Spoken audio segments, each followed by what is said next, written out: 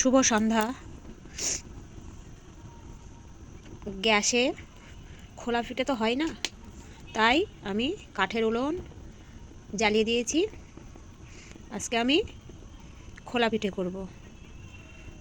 গ্যাসে অনেকবার করে দেখেছি, পিঠে একদম হয় না, আর আমি করতেও পারি না। তাই এই কাঠের উনুনটা জ্বালিয়ে দিলাম, খোলা পিঠে করা হবে। আর এই খোলাটা বাজার থেকে কিনে এনে পরিষ্কার করে ধুয়ে রোদ্দুরে শুকনো করে রেখে দিয়েছি। এটা দিয়ে উনুনে বসিয়ে দিয়ে খোলা পিঠে তৈরি করব। আর এই নিয়ে নিয়েছি বাটিতে সর্ষের তেল, আর এই একটা বেগুনের বোঁটা, খোলার মধ্যে সর্ষের তেল। এই যে মুচিগুলো দেখছো, এর মধ্যে তেলটা ঘষে ঘষে লাগিয়ে দেবো, তাহলে পিঠেটা সুন্দরভাবে উঠবে। আর এই কাস্তে নিয়েছি, পিঠে যখন তৈরি হয়ে যাবে এই কাস্তে দিয়ে তুলব। উনুনটা ততক্ষণ ভালো করে ধরে খোলাটা গরম করে নিই, তারপরে তোমাদেরকে দেখাবো। উনুনটা কিন্তু দুর্দান্ত জ্বলছে।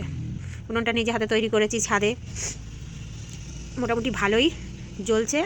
আর এতে রান্নাও করি, আশা করছি হবে। এবার দেখো, বাজার থেকে চালের গুঁড়ো কিনে নিয়ে এসেছি। নিয়ে এসে লবণ আর জল দিয়ে গুলে নিয়েছি, এইভাবে মোটামুটি পাতলা মতন করে। আর এই একটা ডাবো হাতা নিয়ে নিয়েছি, এক হাতা করে দিয়ে দেবো বলে। গোল হাতা নিলে পরে দিতে সুবিধা হয়।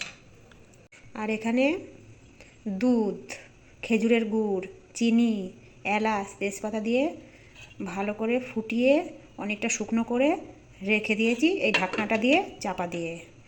পিঠে করবো আর গরম গরম এর মধ্যে ফেলবো, তাহলে ভালো পিঠেগুলো ভিজবে।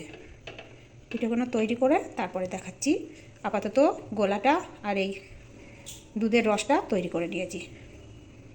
খোলা গরম হয়ে গেছে, এইবার একটু এইভাবে করে সবগুলোতে আমি ভালো করে তেল ঘষে দেব।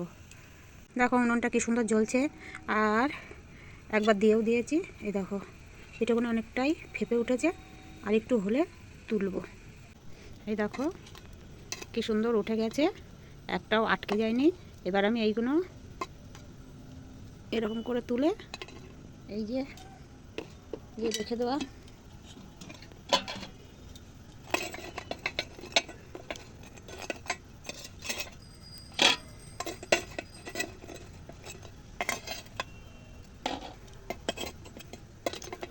না, হাতা দিয়ে ভালো হচ্ছে না, এতে করবো কাস্তে দিয়ে করবো।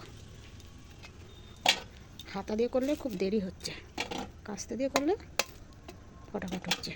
এই দেখো, দেখতে পেয়েছো, এই হাঁড়ির মধ্যে ঢেলে দিলাম, দিয়ে ঢেকে দিলাম। আবার পরবর্তী খোলাটা নিয়ে আবার এতে দেবো।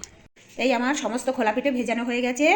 এইবার এটা রেখে দেবো, সকালবেলা খুলবো, দেখবো কি সুন্দর রসালো হয়ে গেছে। আর খেতেও খুব দুর্দান্ত লাগবে। তোমরা করে খেয়ে দেখবে আর কমেন্ট করে জানাবে কাদের কাদের এই পিঠে খেতে ভালো লাগে।